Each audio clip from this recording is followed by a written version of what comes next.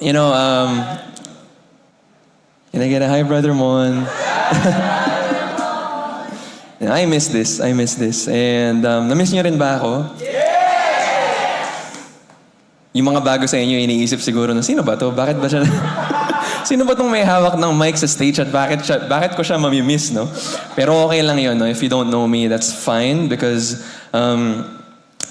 what's important here in this feast is not that you get to know me or the other people who will step here on stage. What's important here in this feast is that we gather together, we come together, and that we get to know Jesus, and we get to know Him, and we get to listen to what He has to say, what He is speaking in our lives, particularly in the times when He is calling us towards something is important, particularly when He is asking us to pay attention on the things that are easy to miss, particularly when we get distracted, when we get lost in some of our emotions, good or bad, and when we lose sight of the things that are truly important. When I was praying for what God might want me to share with you for this feast session, I was led to reflecting on this one word, and the word is savor. Can everybody say savor? Savor. Ano ang Tagalog ng savor? Matipid. Hindi.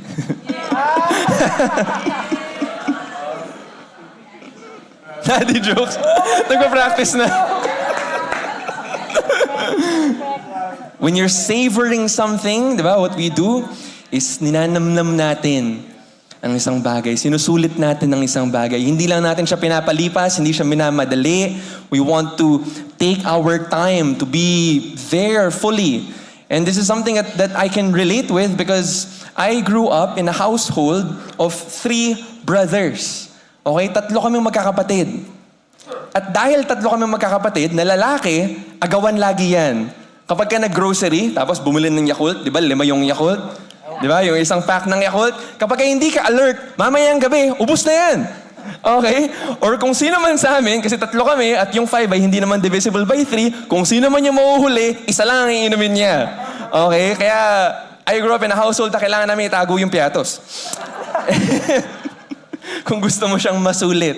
But that's the thing. You know, pag minamadali mo yung isang bagay, kung may nakabukas na chichirya, may nakabukas na pagkain, at feeling mo mauubusan ka lagi, at minamadali mo, kain ka ng kain, ang nangyayari is, kakamadali natin, dahil feeling natin mauubusan tayo lagi, hindi na natin nasusulit yung lasa. Hindi na natin siya nananamnam, hindi na natin siya nasisavor. At ang problema dyan is, kung yung isang magandang bagay ay hindi natin nasisavor, kahit makarami tayo, hindi pa rin siya enough. Right. Yeah. Kahit makarami ka ng kuha, makarami ka ng subo, makarami ka ng kain, kung hindi mo naman nanamnam yung totoong lasa, yung totoong goodness na nandyan, sayang din. I'm sharing this with you because that, I believe, is a very present temptation for many of us. Kasi nga, we live in a time na parang ang gulo-gulo. Ang dami laging nangyayari, sa society. Ang dami nangyayari sa trabaho natin. Hindi madaling magtrabaho. Tama ba yon? Tama ba? Yes. Hindi madaling magtrabaho. Kahit saan pumunta, traffic. Kahit saan pumunta, may pila. We feel like we're always struggling. Struggling, fighting for our place, fighting for our spot, fighting so that we get what we think at least would be good for us, or at least what we think we are owed. At dahil lagi tayo nagsastruggle, at dahil lagi tayo nagmamadali, ang dami nating hindi nalalasap. Ang dami nating hindi nananamnam. Yeah.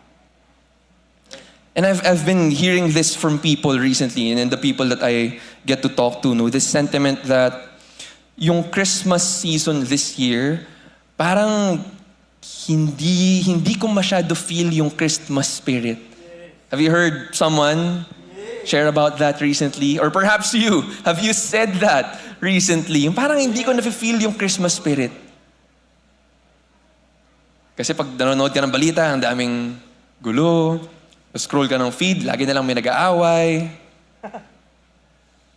Ang gulo. Gusto ko lang mag-dinner. Kailangan kong dumaan sa 2 hours na traffic dahil sa Bikutan exit. Hindi ko na alam kung bakit, pero may black hole dun eh.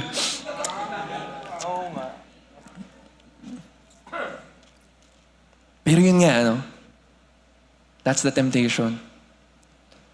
And what I'm trying to tell you here, what I'm trying to share with you is these very urgent things that we have in front of us, our very real needs, totoo yan. Right? Those needs are important. Yung mga urgent matters na kailangan natin habulin, na kailangan natin asikasuhin, na kailangan natin ipaglaban, totoo yan. Right? Many of us are striving just to have something good for Christmas.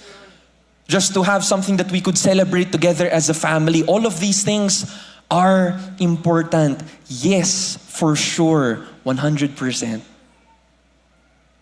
But at the same time, I urge you, do not let the hurry, the pressure, the anxiety of the seemingly fleeting things to rob you of the joy of the things that actually last.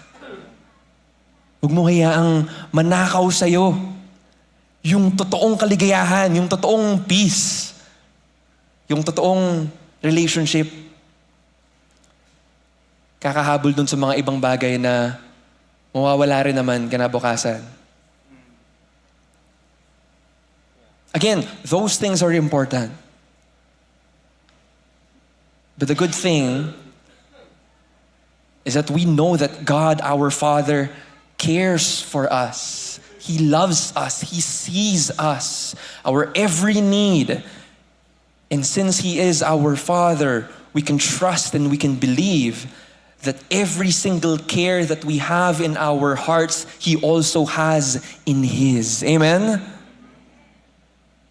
He knows what we care about. He knows what we are longing for. He knows what we are hungry for. Physically man yan, or emotionally, or relationally, pwede rin. He knows every single thing that is in our hearts.